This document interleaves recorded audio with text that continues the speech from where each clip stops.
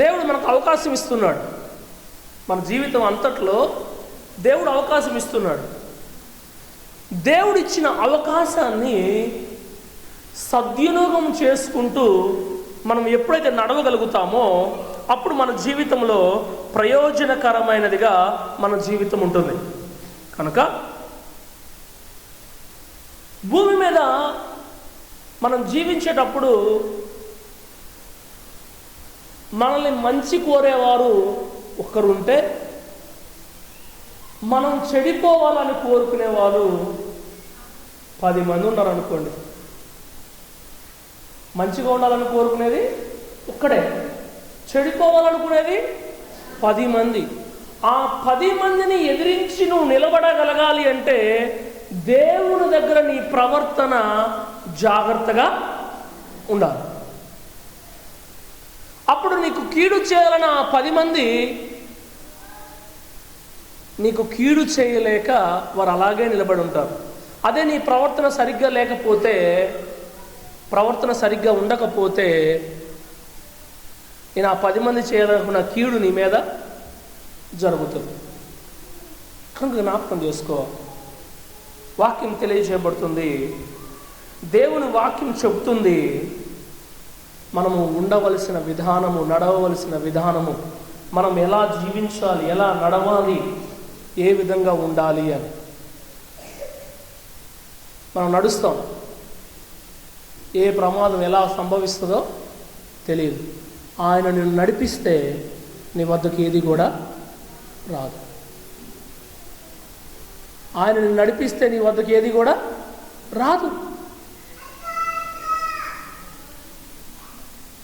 కనుక జ్ఞాపకం చేసుకో, నీ ప్రవర్తన ఎలా ఉంటుందో నిన్ను నువ్వు ఆలోచన చేసుకుని దేవుని వద్ద నువ్వు ఉండే వ్యక్తిగా నువ్వు ఉండాలి. బ్రతికి ఉన్నప్పుడు బ్రతికి ఉన్న వాళ్ళతో కలిసి, అప్పుడు మనం ఉన్నప్పుడు మనలో ఆశ పుడుతుంది. సంపాదించుకోవాలని, ఇది కావాలని, అది కావాలని మనకు అనిపిస్తూ ఉంటుంది. బ్రతికినంత కాలంగా అనిపిస్తూనే ఉంటుంది. అది నువ్వు పొందుకోవాలి అంటే, బ్రతికి ఉన్నప్పుడే అది నువ్వు పొందుకోవాలి అంటే నీ ప్రవర్తన ఎలా ఉంటుంది?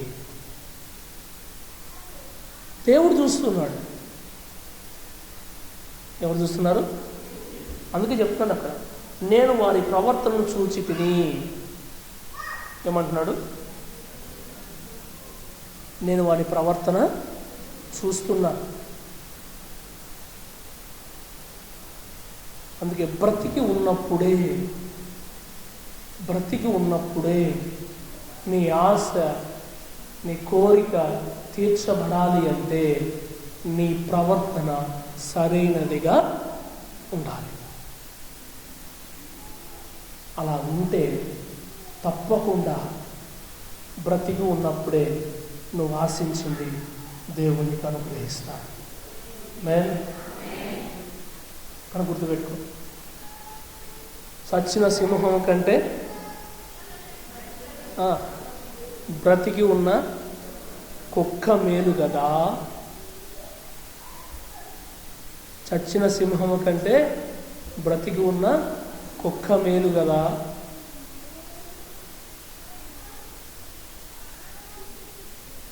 మన ప్రవర్తన సరిగ్గా లేకపోతే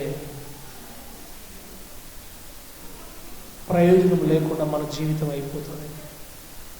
అందుకే అంటున్నాడు, మరి చూడండి, వారిని స్వస్థపరచుదును. ఏం చేస్తాడంట?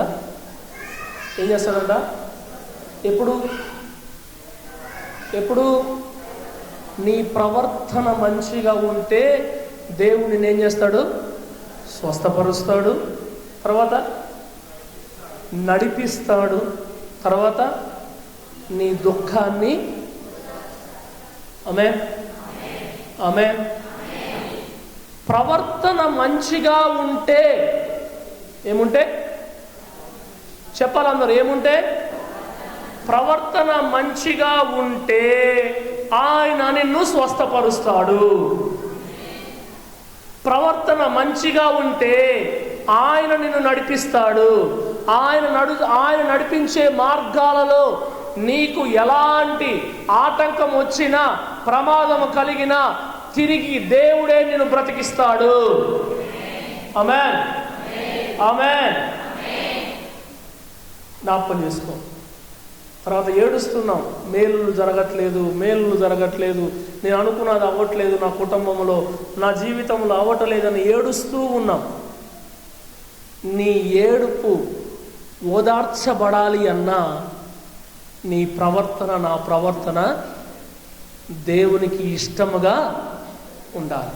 అలా ఉంటేనే ఈ మూడు నీ జీవితంలో జరుగుతాయి. స్వస్థత జరుగుతుంది, దేవుడే నిన్ను నడిపిస్తాడు, నీ దుఃఖాన్ని దేవుడే ఓదారుస్తాడు. బ్రతికి ఉన్నప్పుడే అవకాశం ఉంది,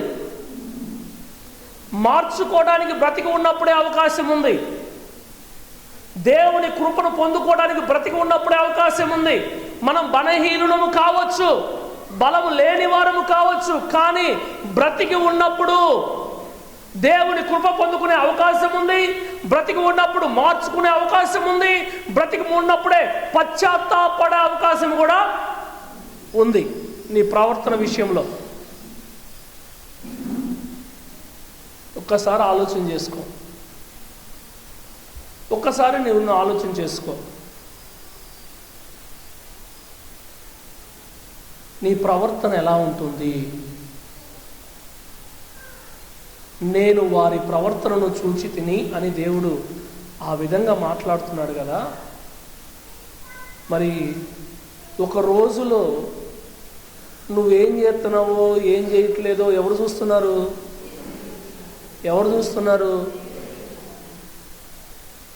నీ ప్రవర్తన సరిగ్గా ఉందో లేదో ఎవరు చూస్తున్నారు? దానికి ప్రతిఫలం ఎవరు పొందుకుంటున్నారు? నువ్వు నేను పొందుకుంటున్నావు. చచ్చిన సింహము కంటే బ్రతికి ఉన్న కుక్క మేలు. చావక ముందే మన ప్రవర్తనను సరిచేసుకుని ఉంటే మన జీవితం మేలుకరమైన జీవితముగా దేవుడు ఉంచుతాడు. యెషయా గ్రంథం 12వ అధ్యాయం మొదటి వచనం. యెషయా గ్రంథం 12వ అధ్యాయం మొదటి వచనం.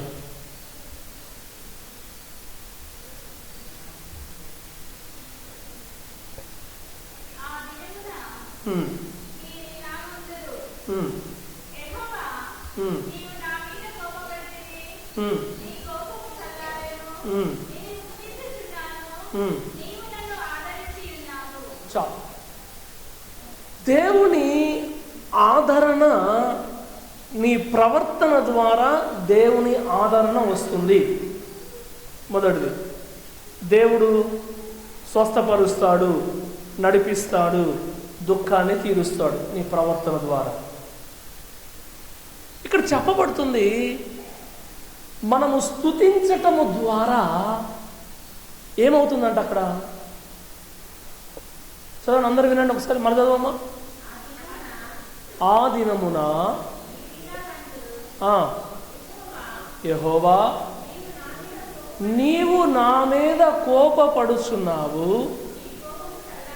నీ కోపము చల్లారెను, నిన్ను స్తుతించుచున్నాను,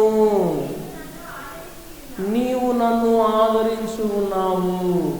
దేవుని కోపము తగ్గాలి అన్నా, దేవుడు మనల్ని ఆదరించాలి అన్నా మనం ఏం చేయాలి? స్తుతించే సమయంలో ఎంతమంది ఉన్నాం? ఇప్పుడు ఎంతమంది ఉన్నాం? నా మాట అర్థమవుతుందా?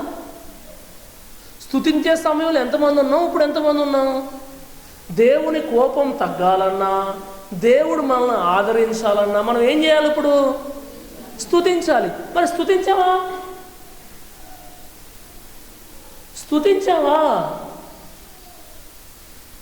మరి దేవుడు నేను ఎలా ఆదరిస్తాడు?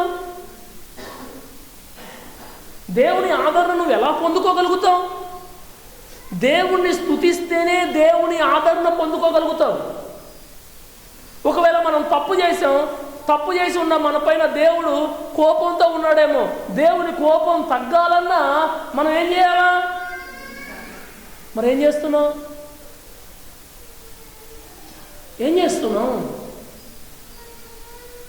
ఎంతమంది స్తుతించాం? దేవుణ్ణి ఎంతమంది స్తుతించాం? స్తుతించగలిగినావా? మరి దేవుని ఆదరణ నువ్వు పొందుకోవాలి అంటే తప్పనిసరిగా నువ్వు దేవుని స్తుతించాలి. స్తుతించావా? మరి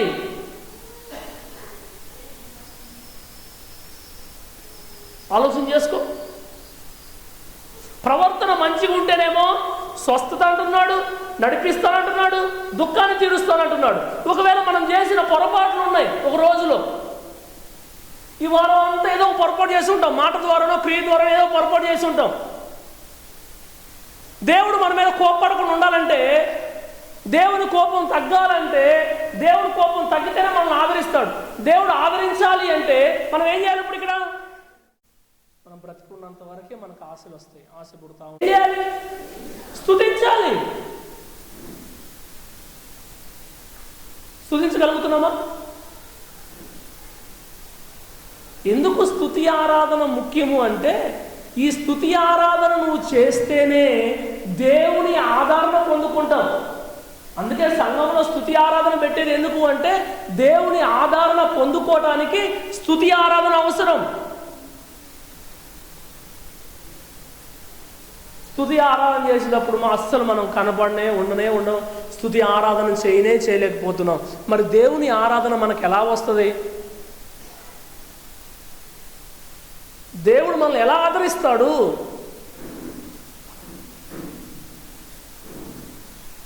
అందుకే 10 గంటలకు ఆరాధన అన్నప్పుడు 10 గంటల నుండి మనం దేవుని మందిరంలో ఉంటే మన ప్రవర్తనను సరిచూసుకోగలుగుతాం, మనం దేవుణ్ణి స్తుతించగలుగుతాం, దేవుని ఆదరణ కూడా మనము పొందుకుని ఇక్కడి నుంచి వెళ్ళగలుగుతాం.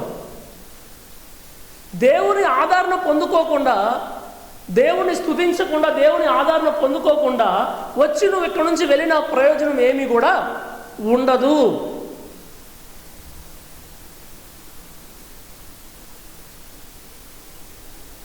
ఇప్పుడు ఒక వ్యక్తి కోపంగా ఉన్నాడు. ఆ వ్యక్తి కోపం తగ్గాలంటే ఏం చేయాలి?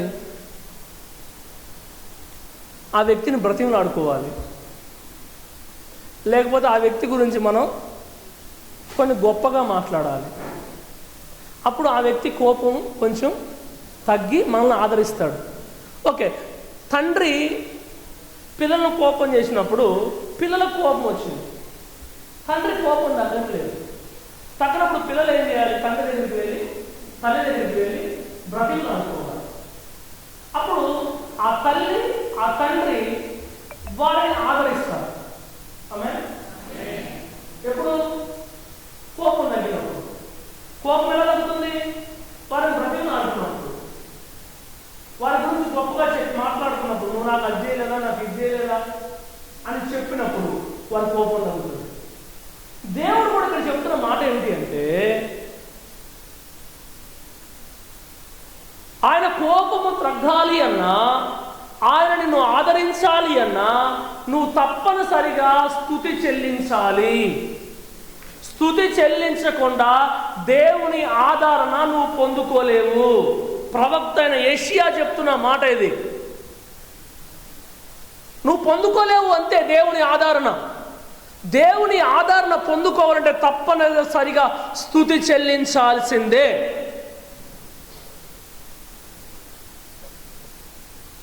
మనం అన్నీ చేస్తూ ఉంటాం చాలామంది, కానీ స్తుతి మాత్రం బయటికి రాదు. స్తుతి చెల్లించలేకపోతున్నాం. స్తుతి చెల్లించకపోతే గుర్తుపెట్టుకో, దేవుని ఆదరణ నీకు లేనట్లే. ఏ వ్యక్తి అయితే స్తుతి చెల్లిస్తాడో ఆ వ్యక్తి తప్పనిసరిగా దేవుని ఆదరణ పొందుకోగలుగుతాడు. నువ్వు స్తుతి చెల్లిస్తూ ఉంటే దేవుని ఆదరణ పొందుకుంటావు. ఈ వారం స్తుతి చెల్లించలే, మరి ఇక్కడ నుంచి దేవుని ఆరాధన పొందుకోకుండా నువ్వు తిరిగి వెళ్తే ప్రయోజనం ఏంటి? ప్రయోజనం ఏముంది? స్తుతి చేస్తేనే కదా దేవుడు ఆదరణ నువ్వు పొందుకునేది. ఇది కూడా నీ ప్రవర్తనే జాగ్రత్త. ఇది కూడా నీ ప్రవర్తనే జాగ్రత్త. స్తుతి చెల్లించవలసిన నువ్వు స్తుతి చెల్లిస్తున్నావో లేదో, నీ ప్రవర్తన ఎలా ఉందో చూసుకో. స్తుతి చెల్లించలేకపోతున్నావు, స్తుతి చెల్లించలేని ప్రవర్తన నీలో ఉంది కాబట్టి దేవుని ఆదరణ నువ్వు పొందుకోలేకపోతున్నావు. స్వస్థత జరగట్లేదు, దేవుని చేత నడిపింపబడలేకపోతున్నావు.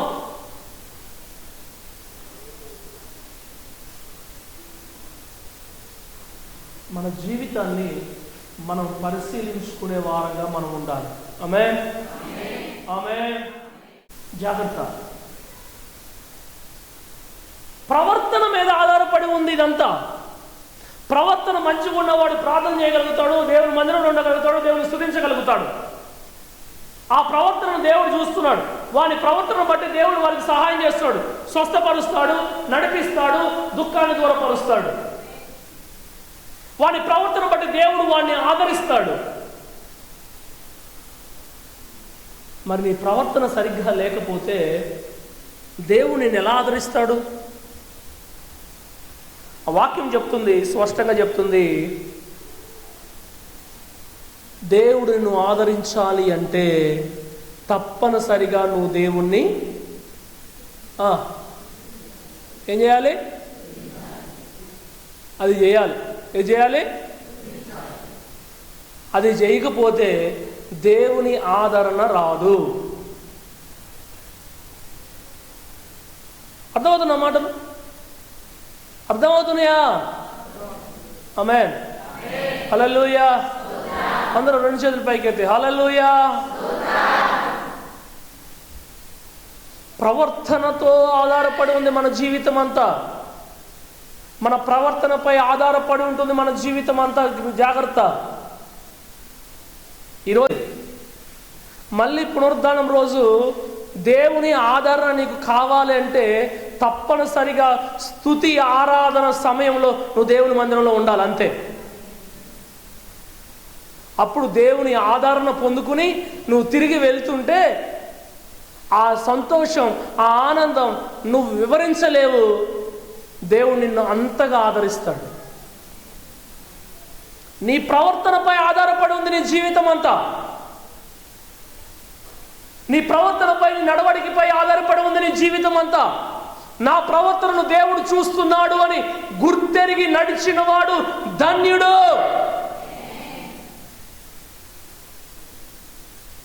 మందిరంలోకి వచ్చినప్పుడు కూడా మనకు చాలా బిజీ పనులు వస్తాయి.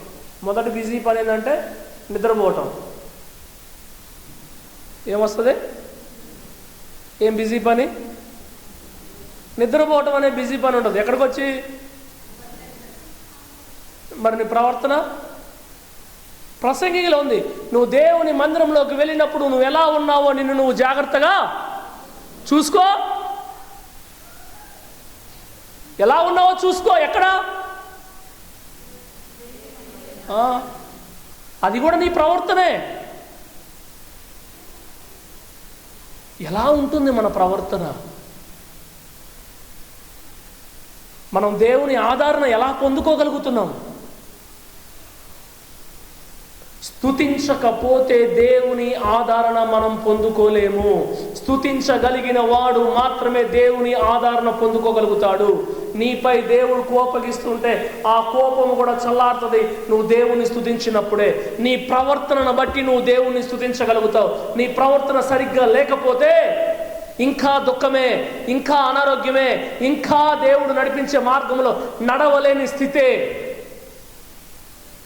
నీ ప్రవర్తన సరిగ్గా లేకపోతే, నీ ప్రవర్తన సరిగ్గా ఉంటే దేవుడు స్వస్థపరుస్తాడు, నడిపిస్తాడు, దుఃఖాన్ని ఓదారుస్తాడు. నీపై ఉన్న కోపము, ద్వేషము, ఆయనకి ఏమన్నా ఈ విషయంలో ఏమైనా బాధ కలిగితే ఆ బాధను కూడా నువ్వు చెల్లించే స్తుతి ద్వారా మర్చిపోయి నిన్ను ఆదరిస్తాడు. ఆయన చేయి చాపుతున్నాడు, రా బిడ్డ, రా బిడ్డ, రా బిడ్డ, రా బిడ్డ అని చేతులు చాపుతుంటే మనం ఎందాక ఆయన చేతికి రాకపోతే ఆయనకి మన విషయంలో ఏమవుతుంది? కొంచెం బాధ కలిగి ఉండొచ్చు. ఆ బాధ పోవాలన్నా లేకపోతే నువ్వు దారి తప్పిపోయి దేవుని చిత్త ప్రకారంగా ఉండకుండా నీ ఇష్టం వచ్చినట్టు ఉండి నీ ఇష్టం వచ్చిన ప్రవర్తన ప్రవర్తించి నీ వల్ల దేవునికి దుఃఖం కలిగి నీ ద్వారా దేవునికి అవమానం కలిగిందేమో, బయట ఎక్కడన్నా సరే ఆ అవమానం దేవునికి కలిగింది కాబట్టి అది నీ విషయంలో దేవుడు ఏమైనా నొచ్చుకుని ఉంటే ఆ నొచ్చుకుని పోవాలి అన్నా సరే తప్పనిసరిగా నువ్వు దేవుని స్తుతించి చెల్లించాలి. కూర్చుని చాలా రకరకాలుగా మాట్లాడవా? చాలా రకరకాలుగా మాట్లాడుకుంటాం కూర్చుని కూర్చుని. దాంట్లో ఎంత న్యాయం ఉందో ఎంత అన్యాయం ఉందో మనకు తెలియదు. ఒకవేళ దాని ద్వారా జరిగే తప్పును కూడా దేవుడు క్షమించాలంటే, దాని ద్వారా జరిగే తప్పును దేవుడు క్షమించి నిన్ను ఆదరించాలంటే తప్పనిసరిగా నువ్వు దేవుని స్తుతించాలి. స్తుతించకుండా దేవుడు నిన్ను ఆదరించడు. నీ ప్రవర్తన సరిగ్గా లేకుండా దేవుడు నిన్ను స్వస్థపరచడు, నిన్ను నడిపించడు, నీ దుఃఖాన్ని దూరపరచడు. నీ ప్రవర్తనపై ఆధారపడి ఉంది దేవుని వద్ద నుండి వచ్చే ఆశీర్వాదాలు. ఆమేన్, ఆమేన్. నా ప్రవర్తన మంచిగా ఉంటే నా వద్దకు దేవుని ఆశీర్వాదాలు వస్తాయి. నీ ప్రవర్తన మంచిగా ఉంటే నీ వద్దకు దేవుని ఆశీర్వాదాలు వస్తాయి. కానీ దేవుడు చెప్తున్న మాట యెషయా గ్రంథంలో నుంచి మనతో మాట్లాడుతున్నాడు, నీ ప్రవర్తనను సరి చేసుకో. నేను చూస్తున్నా, ఎవరు చూడనా చూడవసరం లేదు, నేను చూస్తున్నా అని దేవుడు మాట్లాడుతున్నాడు. కనుక నీ జీవితంలో దేవుడు ఆదరించాలన్నా, నువ్వు స్వస్థపరచబడ, నీ దుఃఖాన్ని తీసివేయాలన్నా తప్పనిసరిగా నీ ప్రవర్తనను సరి చేసుకునే వ్యక్తిగా నువ్వు ఉండాలి. బ్రతికి ఉన్నప్పుడే సరి చేసుకోవాలి. లేకపోతే సచ్చిన సింహం కంటే, చదివినాం కదా, బ్రతికి ఉన్న సచ్చిన సింహం కంటే బ్రతికి ఉన్న కుక్క మేలు. మనం సరి చేసుకోకపోతే సచ్చినాక ఏముంటుంది? బ్రతికి ఉన్నప్పుడే దేవుడు అవకాశం ఇస్తున్నాడు దాన్ని సరి చేసుకోమని. వాక్యంలో స్పష్టంగా చదివినాం, ప్రసంగి 9:4 చదివినాం మనం ఆ మాట. ఎంత విధానమో ఆలోచించండి. మన ప్రవర్తన, మన జీవితం దేవునికి అనుకూలంగా మారాలి. ఆమేన్, ఆమేన్. ఆ కృప పరిశుద్ధాత్ముడు మనందరికీ దయచేయునుగాక. ప్రార్థన చేద్దాం, ప్రభువుని అడుగుదాం. ప్రభువా, నా ప్రవర్తన ఎలా ఉంది? ప్రభువా, నీ ఆదరణ పొందుకునే వ్యక్తిగా నేనున్నానా లేదా? నీ ఆదరణ పొందుకునే వ్యక్తిగా నేనున్నానా లేదా అని మనం పరిశీలించుకుందామా? మనం పరిశీలించుకుందామా? ఒక్కసారి మనం ఆలోచన కలిగి మనం పరిశీలించుకుందామా? నా ప్రవర్తన నువ్వు చూస్తున్నావయ్యా, మరి సరిగ్గానే ఉందా నా ప్రవర్తన? ఒకవేళ సరిగ్గా లేకపోతే ప్రభువా, ఈరోజు నేను సరి చేసుకుంటున్నాను ప్రభువా నా ప్రవర్తనను. నన్ను స్వస్థపరచయ్యా, నన్ను నడిపించయ్యా, నా దుఃఖాన్ని తీసివేయి ప్రభువా అని ప్రార్థన చేయి. నీ ప్రవర్తన సరి చేసుకుని నువ్వు ప్రార్థన చేస్తే దేవుడు నీకు సహాయం చేస్తున్నాడు. అదేవిధంగా చెప్తున్నాడు, దేవుడు నిన్ను ఆదరించాలి అంటే, దేవుని ఆదరణ నువ్వు పొందుకోవాలి అంటే తప్పకుండా నువ్వు దేవునికి స్తుతి చెల్లించాలి. స్తుతి చెల్లించకుండా దేవుని ఆదరణ నువ్వు పొందుకోలేవు. స్తుతి చెల్లించే వారు మాత్రమే దేవుని ఆదరణ పొందుకోగలుగుతారు. స్తుతి చెల్లించే వారు మాత్రమే ఆయన ఒకవేళ నీ విషయంలో బాధపడితే ఆ బాధ కూడా దేవుడు మర్చిపోతాడు. ఎప్పుడు అంటే నువ్వు స్తుతించినప్పుడు. దేవుని ఆదరణ పొందుకుని వెళ్ళేవాడు గొప్పవాడు. ఆదరణ పొందుకుని వెళ్ళటానికి తప్పనిసరిగా నువ్వు స్తుతించాలి.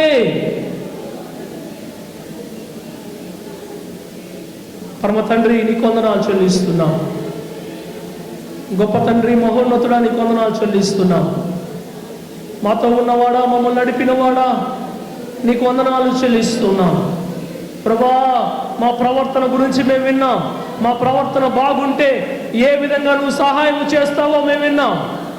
మేము స్తుతి చెల్లిస్తే మమ్మల్ని ఎలాగో నువ్వు ఆదరిస్తావో మేము విన్నాం. మేము ప్రభువా మా ప్రవర్తన సరి చేసుకుని మా ప్రవర్తన సరి చేసుకుని మేము జీవించే జీవితం భూమి మీద మాకు దయచేయి ప్రభువా. భూమి మీద మాకు అనుగ్రహించు ప్రభువా. బ్రతికి ఉన్నప్పుడే దేవుని దగ్గర పశ్చాత్తాపడాలి. బ్రతికి ఉన్నప్పుడే దేవుని దగ్గర మార్పు తెచ్చుకోవాలి. బ్రతికి ఉన్నప్పుడే దేవుని కృపను పొందుకోవాలి. బ్రతికి ఉన్నప్పుడే అది సాధ్యం. సచ్చినంత ప్రయోజనం ఏమీ లేదు.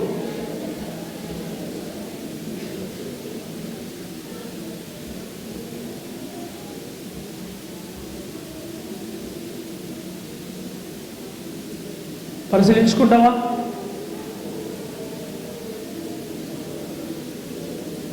పరిశీలించుకుంటావా?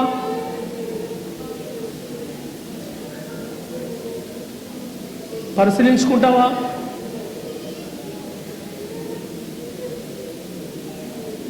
ప్రార్థన చేద్దాం. మా గొప్ప దేవా, మహోన్నతుడా, నీకే వందనాలు, స్తోత్రాలు చెల్లిస్తున్నాం ప్రభు. మా ప్రవర్తనను చూస్తున్నాం. మమ్మల్ని మేము జాగ్రత్తగా సరిచేసుకుని జీవించే జీవితము దయచేయ ప్రభువా. నీ ఆదరణ మేము పొందుకోవాలంటే మేము స్తుతించాలి. ఆ స్తుతించే జీవితం మాకు దయచేయ ప్రభువా. నీ సహాయం అనుగ్రహించి తండ్రి. ప్రభువా, నీ కృప దయచేయి. విన్న ఈ వాక్యాన్ని ప్రభువా మేము మరవకుండా దీని ప్రకారం నుండి ముందుకు నడిచే కృప, ధన్యత ప్రభువా మాకు అనుగ్రహించండి. ప్రభువా, నిజమే మా ప్రవర్తన సరి చేసుకున్న రోజు మా దుఃఖాన్ని తీసేస్తానంటున్నావు. మమ్మల్ని నడిపిస్తాను అంటున్నావు. స్వస్థపరుస్తాను అంటున్నావు. అందుకే ప్రభా మా ప్రవర్తన సరి చేసుకుంటాం ప్రభా. మేము స్తుతించినప్పుడు ఒకవేళ నీకు ఏమైనా బాధాకరంగా మేము జీవిస్తే ఆ స్తుతి ద్వారా నువ్వు మమ్మల్ని క్షమించి ఆదరిస్తాను అంటున్నావు ప్రభా. ఆ రీతిగా ప్రభా మేమందరం ఇక్కడ నడవుటకు, ఇక్కడ ఉండుటకు, జీవించుటకు నీ సహాయం మాకు దయచేయండి. నీ కృప అందించమని యేసయ్య పేరిట ప్రార్థన చేస్తూ అడుగుచున్నాం తండ్రి. ఆమేన్. దేవుని సమాధానం మీ అందరికి ఇచ్చునుగాక. ఆమేన్. అందరూ లేచి నిలబడదాం.